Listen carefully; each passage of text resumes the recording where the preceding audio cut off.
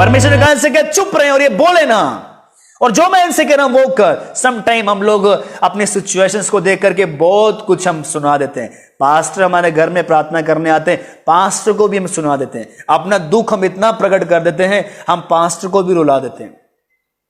हम सोचते हैं कि मेरे साथ साथ हमारा परमेश्वर भी रोए, हमारा पास्टर भी रोए और उनको दुख पता लगने पाए। आपको कुछ चीजें बदलनी पड़ेंगी अगर आप उससे बाहर आप आना चाहते हैं। तो इस बहन ने हालेलुया अपने हालात को देखते हुए हालात की बातें बोलती, मेरे पास नहीं है, मेरे पास कुछ भी नहीं है, जो है हमारे लिए है, हम खा के मरने वाले हैं। प्रभु के दास ने कहा तुझसे जो कहा गया वो कर, क्योंकि मैं अपनी तरफ से नहीं आया हूं, परमेश्वर ने मुझे भेजा है और प्रभु तुझे ब्लेस करेगा, परमेश्वर तुझे अनुग्रह करेगा। और लिखा वो उसने किया, वो उस हालात से लड़ी। मैं आपसे पूछना चाहता हूं, क्या आप कैसा फैसला ले पाओगे इस वक्त, डिसीजन ले पाओगे? क्या उस वक्त हमें आशीष नहीं मिली तो?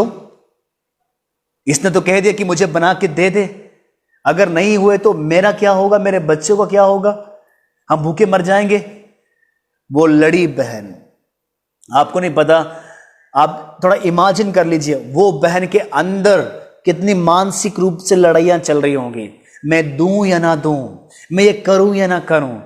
हालेलुया। उसने प्रभु से मदद मांगी, प्रभु मैं तेरा भय मानने वाली और मैं जानती हूं तू मुझे शर्मिंदा होने नहीं देगा, तू मेरे बच्चों को भूखा मरने नहीं देगा, तू प्रभु हमें बदनाम होने नहीं देगा, प्रभु तू हमारा मुंह काला नहीं देगा। तेरे वचन लिखा है जिन्होंने तेरी दृष्टि की उन्होंने ज्योति पाई और उनका मुंह कभी काला नहीं होने पाया। प्रभु तो हमें शर्मिंदा हमें तू नहीं होने देगा परमेश्वर। और वो लड़ी, उसने कहा हाँ मैं करूंगी, हाँ मैं परमेश्वर के लिए बात को पूरा करूंगी, चाहे कुछ भी हो जाए, मरना तो मुझे तब भी है। और हालेलुया, अगर परमेश्वर में हम मरने के लिए तैयार हैं, वैसे भी हम सुसाइड करने के लिए तैयार हैं, पर मेरा विश्वास है परमेश्वर हमें सुसाइड करने नहीं देगा।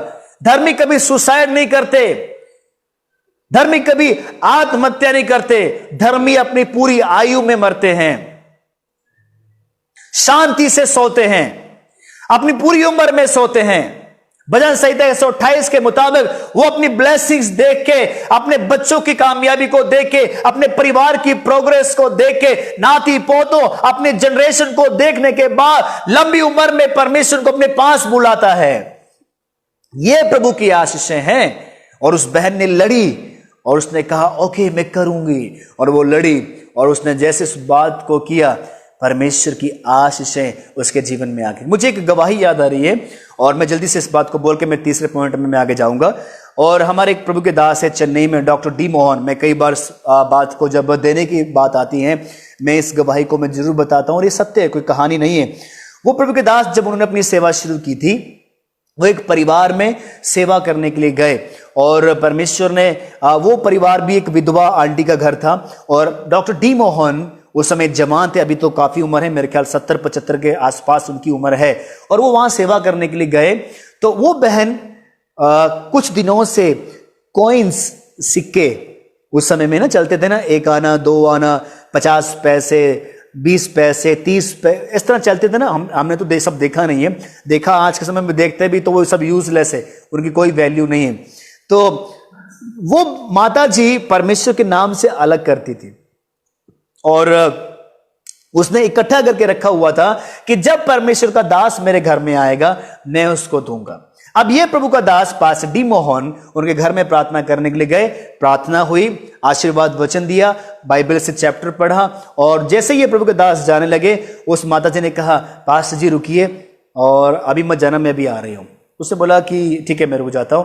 और वो माता कपड़े में उस सिक्कों को, कॉइन्स को बांध करके ले आई और पास्टर को ऐसे करके दे दिया और कहने लगी पास्टर जी ये मेरे आशीष का वो भाग है जो मैंने परमेश्वर के लिए, प्रभु की सेवकाई के लिए, आपकी जरूरतों के लिए मैंने निकाल के रखा हुआ है। और जैसे उसने उसको खोल के देखा और उसके मन में 2 विचार लगे, एक आज की डेट में यूजलेस है, दूसरा अगर मैं इसको ले लूंगा तो इस माता का गुजारा कैसे होगा।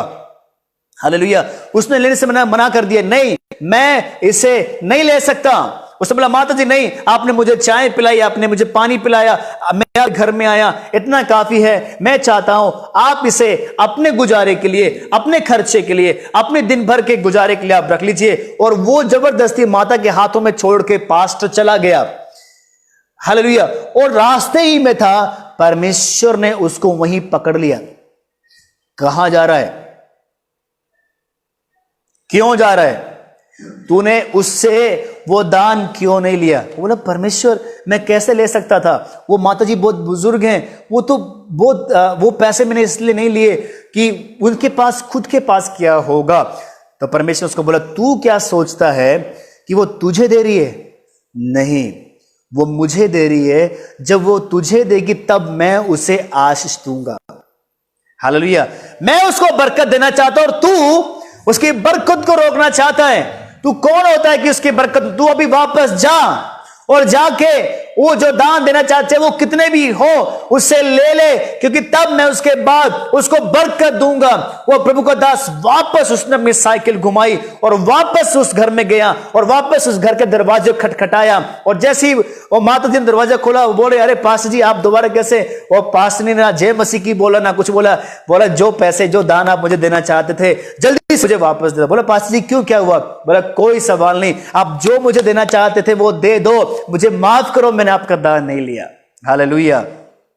और वो माता जी बड़ी खुश हुई, वो अपने कमरे में गई और उन पैसों को लेके आई, प्रभु के हाथ में दे दिया। और इतिहास गवाह है, वो पास्टर ने गवाही दी, उसके बाद उस परिवार को, उनके बच्चों को परमेश्वर ने बहुत आशीष दी। परमेश्वर ये नहीं देखता कि कितना कम आपके पास है, परमेश्वर नहीं देखता कितना ज्यादा आपके पास है। परमेश्वर हालेलुया आपके दान को नहीं देखता, आपके मन को परमेश्वर देखता है, आपकी परिस्थितियों को परमेश्वर देखता है कि आप कैसे हालातों से होते हुए भी आप परमेश्वर को देने जा रहे हैं। हालेलुया।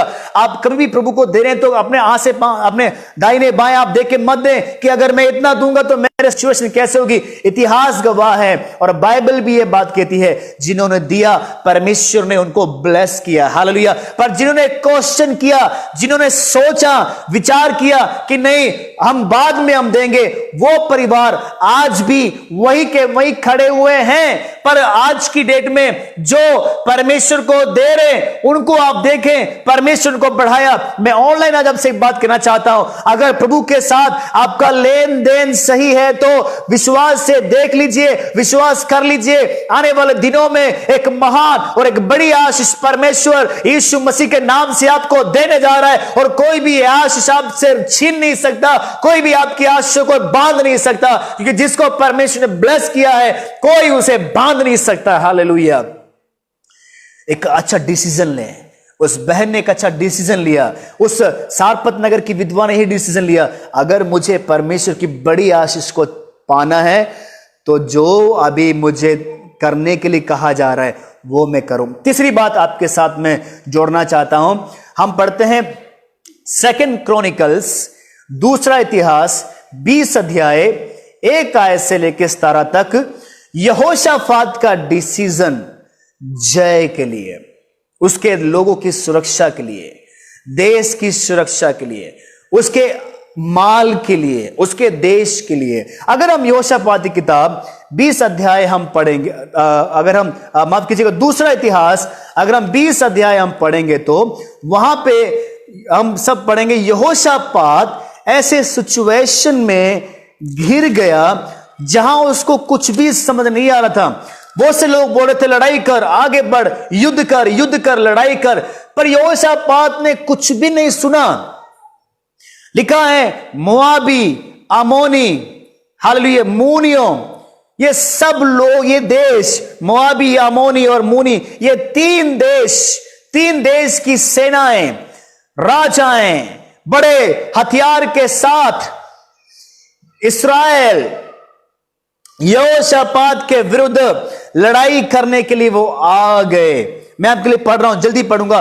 तब लोगों ने आकर यहोशाफात को बता दिया कि तार के पार से एदोम देश की ओर से एक बड़ी भीड़ तुझ पर चढ़ाई कर रही है, और देख वे हसानसतोमार तक, जो एन गदी भी कहलाता है, पहुंच गई है। हालेलुया। यहोशाफात थोड़ा डर गया, थोड़ा भयभीत हो गया। हालेलुया। हो मैं क्या करूं, मैं क्या करूं, मैं क्या करूं, मैं क्या करूं। उसके नीचे हालेलुया प्रेज लॉर्ड हम सब पढ़ते हैं 3 वचन में, तब यहोशाफात डर गया और यहोवा की खोज में लग गया। उसने डिसीजन लिया, मैं किसी और से सहायता नहीं मांगूंगा, मैं दूसरे देश के राजाओं को इकट्ठा नहीं करूंगा, मैं हालेलुया कहीं भी आवा नहीं भागूंगा। अगर मैं भागूंगा, अगर मैं छिपूंगा, अगर मैं मदद मांगूंगा, अगर मैं जाऊंगा तो सिर्फ और सिर्फ परमेश्वर यहोवा, जो यहोवा जंग में सूरमा है, जो हमारे लिए लड़ने वाला परमेश्वर है, वहां पे गया और उसने पूरे यहूदा में उपवास का प्रचार ठहरा दिया। और उसने कहा सब देश के लोग, बच्चे, बूढ़े, बुजुर्ग, महिलाएं सब उपवास करने पाए।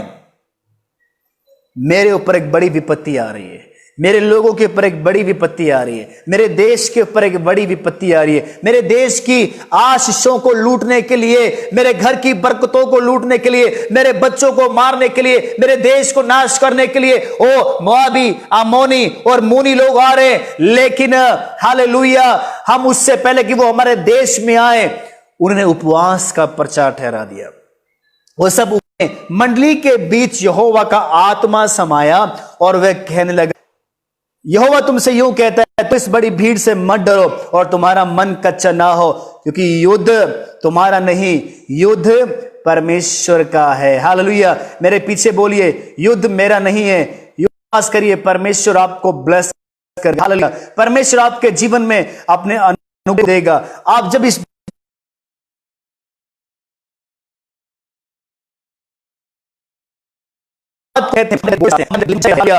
परमेश्वर के आत्मा ने कहा मत डरो, उस भीड़ से ना डरो, युद्ध तुम्हारा नहीं, युद्ध परमेश्वर का है। हालेलुया। यहोशाफात ने एक फैसला लिया, मैं परमेश्वर की खोज में लग जाऊंगा। और यहोशाफात ने एक सही फैसला, उसके कारण परमेश्वर ने उसको बचाया और उसके देश को बचाया। आगे प्रेज़ लॉर्ड, हालेलुया, मैं आपके बताऊंगा तो, और अमोनी, मोआबी और सही देश के जो थे विरुद्ध थे, वो घातकों को बिठा दिया और वे मारे गए। वो हालेलुया, और वो डर गए और वो सब इस्राएल के लोग हो गए। मैं आज इस सुबह आपसे एक बात करना चाहता हूं, क्या ऐसा आप कुछ आप महसूस कर रहे हैं कि मेरे ऊपर कुछ मेरे परिवार के साथ या मेरे परिवार के साथ मेरे कुछ कर्जों ने हमें बांध के रखा हुआ है, कुछ सोच टेंशन हमारे बीच में चल रही हैं। प्रभु की खोज में लग जाएं। हालेलुया, लगा दिया। प्रभु की खोज में लग जाएं, प्रभु को खोजें, उपवास में जाएं। क्या आपको ऐसा लग रहा है कि कोई डर आपके अंदर आ रहा है? आपको लग रहा है कोई संकट मेरे ऊपर आने वाला है, लोगों ने आपको डराया, आपको धमकाया? डोंट वेरी, परमेश्वर आपकी ओर से लड़ेगा और खड़ेगा, और किसी की कोई मजाल नहीं वो आपको आके छू जाए, क्योंकि युद्ध आपको नहीं, परमेश्वर को लड़ना है। हालेलुया। ओके, चौथा जल्दी वो ये है यूसुफ का एक डिसीजन उसको मिस्र का नेक्स्ट फेरो, मिस्र का अगला प्रधानमंत्री उसको बना दिया। और उसका फैसला क्या था? मेरे अंदर परमेश्वर का हमेशा भय रहेगा, मैं परमेश्वर के कभी खिलाफ नहीं जाऊंगा, मैं कभी भी पाप में नहीं गिरूंगा। हम सब पढ़ते हैं यूसुफ के जीवन में कई ऐसे मौके आए वो पाप में गिर सकता था। आपको पता है आज के टाइम में क्रिश्चियनिटी में सबसे बड़ी प्रॉब्लम अगर क्रिएट हो रही है तो वो कहां क्रिएट होती है? मैं आपको इसके विषय में बताने जा रहा हूं। बिलाम की शिक्षा क्या थी?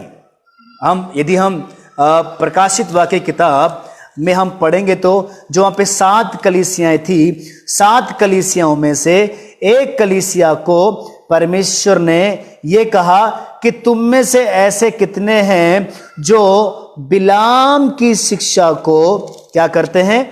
मानते हैं। किसकी शिक्षा को मानते हैं? बिलाम की शिक्षा को मानते हैं। और वो बिलाम की शिक्षा क्या थी आपको पता होना चाहिए। वो बिलाम की शिक्षा यही थी कि इस्राएल के जवान लड़कों को पराई लड़कियों में फंसाया जाए और इस्राएल की लड़कियों को पराए लड़कों के साथ फंसाया जाए। मतलब उनके बीच में गलत रिलेशंस डाले जाए। परमेश्वर क्यों यूसुफ के साथ रहा? क्यों परमेश्वर ने यूसुफ को मिस्र का अगला फेरो बना दिया? और यूसुफ के डिसीजन के बिना कुछ भी नहीं होता था। क्या आप ये बात के ऊपर विश्वास करते हैं? मुझे भी परमेश्वर एक ऐसे लेवल में लेके आएगा, मैं ये डिक्लेयर करता हूं आज आपके लिए। मैं विश्वास से कह रहा हूं आपको, अगर आप परमेश्वर के साथ सही रिलेशन लेके चल रहे हैं और सही डिसीजन आप लेके चल रहे हैं, एक समय आ जाएगा लोग आपकी नहीं सुन रहे हैं, एक समय से आएगा लोग आप ही का डिसीजन लेंगे, आपकी सुनेंगे, आपकी मानेंगे, और आप जो बोलोगे, आप जो करोगे, वही उस परिवार में रूल्स बनाए जाएंगे। चाहे वो घर में हो, स्कूल में हो, कॉलेज में हो, आपके ऑफिस में हो, आप जहां कहीं भी जाते हैं, परमेश्वर ऐसा बुद्धि, ज्ञान, नॉलेज, विजडम आपको देगा। यूसुफ पाप में नहीं गिरा। पोतीफर के घर में उसके पास मौका था, वो पाप में गिर जाता, लेकिन वो पाप में नहीं गिरा। वो व्यभिचार में गिर जाता, वो गलत रिलेशन में गिर जाता। मैं आपसे एक बात कहना चाहता हूं, अगर आप जवान हैं और इस बात को आप सुन रहे और इस समय आप देख रहे हैं, गलत रिलेशन से बचे रहिए प्लीज। इस चक्कर में ना पड़े हम कि मैं दुनियावी रिलेशन में जाऊं। दुनियावी रिलेशन की तरह मेरे पास भी गर्लफ्रेंड हो, बॉयफ्रेंड हो, या मैं शादीशुदा होते हुए भी मैं दूसरे विश्वासियों की तरह करूं। अरे देखो वो भी तो करते हैं, आप उनकी कॉपी ना करें। वो अपना फल भुगतेंगे। आप किसी विश्वासी की कॉपी ना करें, किसी यूथ की कॉपी ना करें, किसी परिवार की कॉपी ना करें। आप परमेश्वर के वचनों की सुने कि प्रभु का वचन मुझे इस बात में क्या कह रहा है। भागे उन परिस्थितियों से। भजन संहिता 1 अध्याय अगर हम वहां पढ़ें तो वहां लिखा है, क्या ही धन्य है हर एक जो दुष्टों की युक्ति पर नहीं चलता और ना पापियों के मार्ग में खड़ा होता और ना ठट्ठा करने वालों की मंडली में बैठता है। यह एक धर्मी व्यक्ति की पहचान। कैसी संगति है हमारी, आप इस बात को ध्यान में रखिए। अगर आज आपकी संगति सही लोगों के साथ है तो परमेश्वर आपको ब्लेस करेगा। लिखा है नीति वचन में, मूर्खों की संगति छोड़ बुद्धिमानों की संगति कर ताकि तू भी बुद्धिमान हो जाए। हालेलुया। किन लोगों के साथ मेरा रिलेशन है, कैसे लोगों के साथ में मिला हुआ हूं। यूसुफ को देखें, हालेलुया। उसके भाइयों ने उसको पकड़ा, उसके भाइयों ने उसको बेच दिया, उसके भाइयों ने उसको पराये देश में बेच दिया। उसके साथ उसका अपना कोई भी नहीं था, लेकिन वो परमेश्वर के साथ बना रहा। जेल में परमेश्वर के साथ वो बना रहा, परमेश्वर भी उसके साथ जेल में बना रहा। जेल में परमेश्वर ने उसको आदर दिया, पोतीफर के घर में परमेश्वर ने उसको आदर दिया, मिस्र देश में परमेश्वर ने उसे आदर दिया। अगर आप परमेश्वर का भय मानेंगे और इस डिसीजन को आज आप लेंगे, मैं कभी भी पाप में नहीं गिरूंगा, कभी भी गलत रिलेशन में मैं नहीं जाऊंगी, मैं आपसे कहना चाहता हूं, वो प्रभु कहीं भी कभी भी आपको शर्मिंदा नहीं होने देगा। आमीन, हालेलुया। तो ये 4 लोग थे जिनके मैं कहने को और भी बहुत सारे लोग बता सकता था, पर टाइम को मद्देनजर रखते हुए, और ये 4 लोग थे जिन्होंने सही फैसला लिया और परमेश्वर की इन्होंने महान आशीषों को इन्होंने अपने जीवन में देखा। अब कुछ ऐसे लोग जिन्होंने गलत डिसीजन लिया, उनका सिर्फ मैं नाम बोलूंगा, उनके विषय में आप देख लीजिएगा। Hallelujah, hallelujah. कुछ ऐसे लोग जिन्होंने गलत डिसीजन लिया और गलत परिणाम उन्होंने भुगता। मैं शुरुआत करना चाहता हूं एडम एंड ईव, आदम और हव्वा। क्या गलत फैसला था? परमेश्वर की ना सुनते हुए इब्लिस, उस पुराने सांप या शैतान की उसने सुन लिया और गलत डिसीजन लिया उन्होंने। हम इस भले और बुरे ज्ञान के पेड़ के फल को हम खाएंगे और हम नहीं मरेंगे। आपको पता है आज बहुत सारे विश्वासी कहां गलती करते हैं? अरे हम चर्च नहीं जाएंगे, हमारा कुछ नहीं होगा। देखो मैं चर्च नहीं जाता फिर भी परमेश्वर में ब्लेस कर रहा है। देखो हम सेवा नहीं करते फिर भी परमेश्वर में ब्लेस कर रहा है। देखो हम दान दशमांश नहीं देते फिर भी परमेश्वर में ब्लेस कर रहा है। देखो हम उपवास नहीं करते फिर भी परमेश्वर हमारे लिए लड़ रहा है। वो देखो मैं बियर पी रहा हूं, मैं शराब पी रहा हूं, मैं नशे कर रहा हूं, मैं गलत रिलेशन में हूं, फिर भी परमेश्वर मेरे साथ है, परमेश्वर मेरी मदद कर रहा है। ब्रदर यू नेवर नो, आपको नहीं पता कब इसका साइड इफेक्ट आपके साथ होगा और कब आपको ये सब भुगतना पड़ेगा और तब आप किस हालात में पहुंच जाएंगे, परमेश्वर आपको नहीं बचा पाएगा। ये जरूरी है आप एक सही फैसला लें।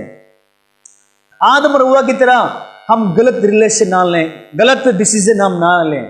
जो परमेश्वर ने हमें मना किया है हमें ये सब नहीं करना, ये नहीं खाना, ये नहीं पीना, ये नहीं देखना, तो आज मैं आपसे कहना चाहता हूं कंट्रोल करें अपने मुंह के ऊपर, कंट्रोल करें अपनी आंखों के ऊपर, कंट्रोल करें अपने पैरों के ऊपर कि कहां मुझे जाना है और कहां मुझे नहीं जाना है। हालेलुया। आपका सही फैसला परमेश्वर के साथ युगानुयुग रिश्ता बनाए रखेगा।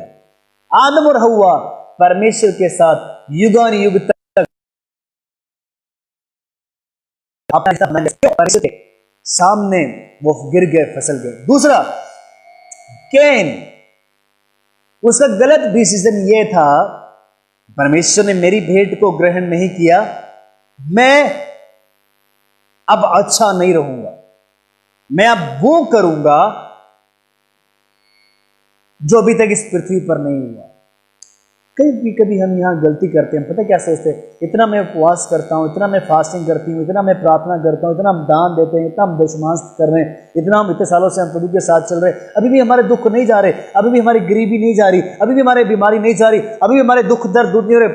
वेट करिए, उतावली ना करिए, जल्दबाजी ना करें। परमेश्वर ने आपके लिए एक योजना बनाई हुई है, परमेश्वर ने आपके लिए एक दिन ठहराया हुआ है और वो बहुत दूर नहीं है, अब बहुत जल्दी है, आप वो दिन में आप प्रवेश करने वाले हैं। कैन ने कहां गलती किया? यही गलती किया, मेरा क्यों नहीं स्वीकार किया परमेश्वर। हालेलुया।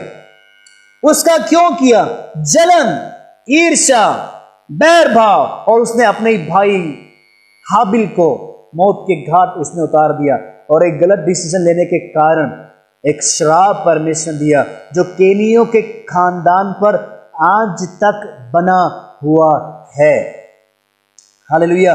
कभी भी ऐसा कोई गलत फैसला ना लें कि आपके गलती के कारण परमेश्वर का श्राप आपके कारण आपकी पीढ़ियों में चला जाए। तीसरा, जो गलत फैसला जिसने लिया वो था लूत। लूत ने और लूत की पत्नी के विषय में दोनों बताना चाहता हूं। उन दोनों का गलत फैसला यह था, एक, अब्राहम से वो अलग हो गया। हालेलुया। अब्राहम से वो अलग हो गया और अब्राहम को ना देखते हुए, अब्राहम के परमेश्वर को ना देखते हुए उसने सदोम और अमोरा को देखा, हरियाली को देखा। ओ ये देश कितना संपन्न देश है, देश को उसने देख लिया, हरियालियों को उसने देख लिया, अपने चरवाहों को उसने देखा, भेड़ बकरियों को उसने देखा, और लड़ाइयां हो रही है, लड़ाइयों को उसने देख लिया। उसने इस बात के ऊपर विश्वास नहीं किया परमेश्वर इसके बीच में हमारे लिए कोई हल निकालेगा, परमेश्वर रास्ता निकालेगा, लेकिन नहीं, वो जल्दबाजी में आ गया और वो हरियाली अवस्था को देखकर चला गया। और एक गलत फैसला जो उसने लिया वो यही था, बाद में उसके परिवार के लिए एक बड़े लॉस का कारण हुआ। दूसरा, उसकी पत्नी जो नमक का खंभा बन गई। जब परमेश्वर स्वर्ग से जब आग बरसा रहा था और सदोम और अमोरा को नाश कर रहा था, गलत डिसीजन यह था, पीछे मुड़ के मत देखना। इसके साथ मैं ये जोड़ना चाहता हूं, जब आप प्रभु के साथ चल पड़े हैं कभी भी पीछे मुड़ के आप मत देखना। जो चीजें आपने छोड़ दी हैं, जो परमेश्वर ने आपको छोड़ने के लिए कहा है, परमेश्वर ने आपसे ये कहा है कि पीछे मुड़ के नहीं देखना, पीछे मुड़ कभी भी मत देखना, नहीं तो वो चीजें आपके ऊपर हमला करेंगी। लूत की पत्नी ने पीछे मुड़ के देखा और लिखा वो उसी वक्त नमक का खंभा बन गई। प्रभु यीशु मसीह ने कहा, जो कोई अपना हाथ हल पर रखकर पीछे देखता है वो परमेश्वर के राज्य के योग्य नहीं है। आगे हम बढ़ेंगे। आकान, उसने गलत डिसीजन लिया। परमेश्वर ने कहा था यरीहो की दीवार जब ढाई जाएगी, सोना चांदी जो कुछ मिले वो मेरे लिए अर्पण की चीज ठहरना है, उसे मुझे चढ़ाना। लेकिन उसने लालच किया, और परमेश्वर को जो चढ़ाना था, परमेश्वर को जो देना था, वो चुरा लिया और अपने घर में ले आया। और जो परमेश्वर का था वो परमेश्वर को ना देने के कारण, चुराने के कारण उसके परिवार के ऊपर श्राप आया और वो सब मारे गए। थोड़े से सोने के पीछे, थोड़े से पैसों के पीछे, थोड़ी सी कीमती चीज के पीछे उसने परमेश्वर को तुच्छ जाना, परमेश्वर की आशीषों को उसने तुच्छ जाना। प्रभु के लोग एक बात याद रखना, आज चाहे आपके पास कितने भी पैसे आ जाए, कितना भी सोना आ जाए, आप कितने भी सक्सेस में चले जाएं, कितने भी कामयाबी में चले जाएं, परमेश्वर के प्रति कभी भी आपकी वफादारी खत्म नहीं होनी चाहिए। 4 पैसे अगर आपके हाथ में गए, मैं इसमें भी परमेश्वर की महिमा करूंगा, क्योंकि 4 पैसों में आप परमेश्वर की महिमा नहीं कर सकते। तो जब परमेश्वर आपको इसके 4 गुना देगा, तब आप परमेश्वर की कैसे महिमा आप करेंगे। आज आप थोड़े में ईमानदार नहीं, अब जब ज्यादा आप परमेश्वर से हम पाएंगे, हम कैसे परमेश्वर को हम करेंगे। कभी भी मत समझिए मैं जो कर रहा हूं छिपके, या मैं जो मैं कर रही हूं इसे कोई नहीं देख रहा, परमेश्वर देख रहा है। परमेश्वर ने स्वर्ग से आकान को देख लिया और वो लोग हारने लगे। याद रखना, जब हम गलत फैसला लेंगे, वो काम हम करेंगे जो परमेश्वर को पसंद नहीं है, उसका साइड इफेक्ट क्या होगा, आपके घर में नुकसान होना शुरू होगा, बीमारियां आनी शुरू हो जाएंगी, मौतें होनी शुरू हो जाएंगी, आप फेल होना शुरू हो जाओगे, आपकी फैमिली लाइफ में से ब्लेसिंग्स जानी शुरू हो जाएंगी, परमेश्वर आपको छोड़ देगा। और अगर हमारे बीच में, हमारे घर में परमेश्वर नहीं, तो शैतान आएगा और उस परिवार को उजाड़ देगा, बर्बाद कर देगा। तो आकान के समान कभी भी गलत डिसीजन ना ले कि मैं चुरा लूंगा और किसी को पता नहीं लगेगा। परमेश्वर देख रहा है, एक एक हमारी हरकतों के ऊपर परमेश्वर की निगाह है। आखिरी गहेजी, उसने भी यही गलती किया और गलत फैसला लिया कि मैं अपने गुरु से छिपकर, अपने पास्टर छिपकर मैं वो काम कर लेता हूं, और उसका परिणाम क्या हुआ, नामान कोढ़ी का श्राप उसको लग गया। तो हम बचें, इन लोगों के समान हम गलतियां ना करें। हमने ये पहला सुन लिया है, अब्राहम, सारपत की विधवा, योशापात, यूसुफ, जिन्होंने एक ऐसे समय में जो इनके हालात, माहौल इनके खिलाफ थे, एक सही फैसला लिया। हम भी एक सही फैसला लें ताकि हम आगे बढ़ने पाए। मेरे डिसीजन क्या है आज कल के लिए। हालेलुया। बड़े ध्यान से सुनिएगा, बातें बोल के मैं समाप्त कर रहा हूं। डिसीजन लेने से पहले हर एक चीज का आकलन कर लीजिए। जब भी आप डिसीजन लेने जा रहे हैं, आप कोई फैसला आप लेने जा रहे हैं, तो सबसे पहले आप हालातों को आप देख लीजिए, मैं क्या फैसला लेने जा रहा हूं, उसके लिए मैं कितना तैयार हूं, क्या इसको मैं कर पाऊंगा या नहीं।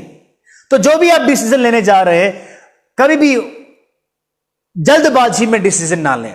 पहले उन चीजों को आकलन कर लीजिए, मुझे क्या फैसला लेना है।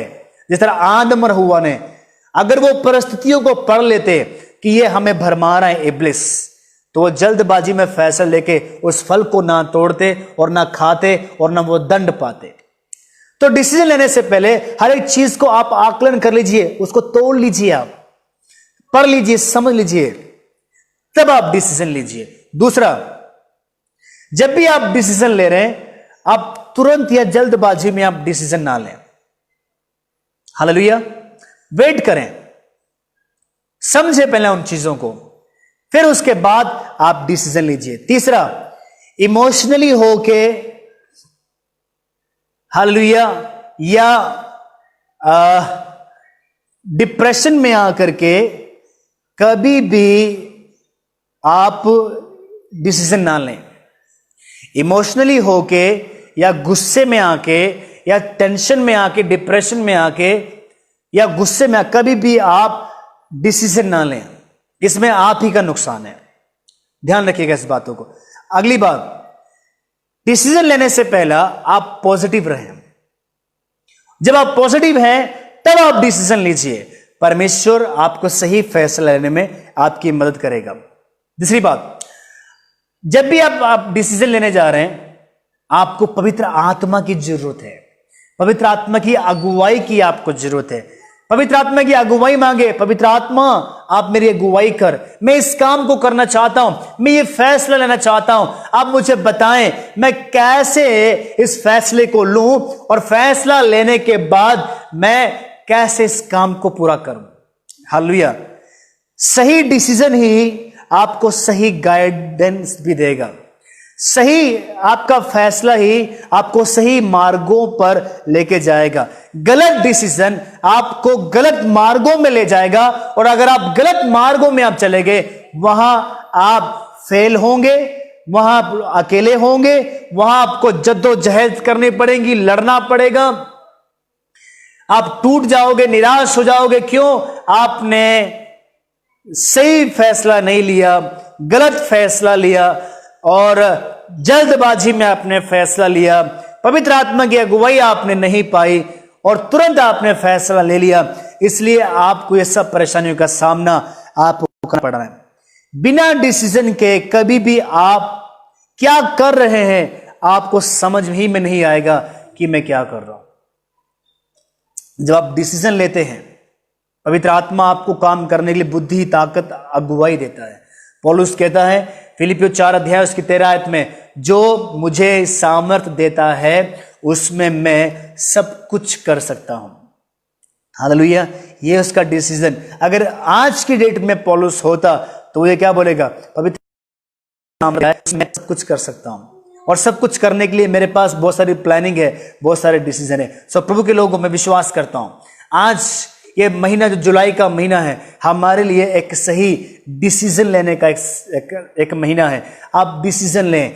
6 महीने हमें छोड़ के चले गए 2020 हम क्या फैसले लेने वाले हैं। या आपने हो सकता है कि जनवरी में आपने कुछ डिसीजन लिए होंगे, लेकिन अभी तक उस डिसीजन के मुताबिक आप खरे नहीं उतर पा रहे हैं। कैसा आप डिसीजन ले रहे हैं? क्या आप डिसीजन ले रहे हैं? देख लीजिए अब। या अभी तक आपने डिसीजन लिया है तो मेरी प्रभु से यही प्रार्थना है, हम एक सही डिसीजन लें ताकि परमेश्वर हमारी अनुग्रह करे, हमें आशीष देने पाए।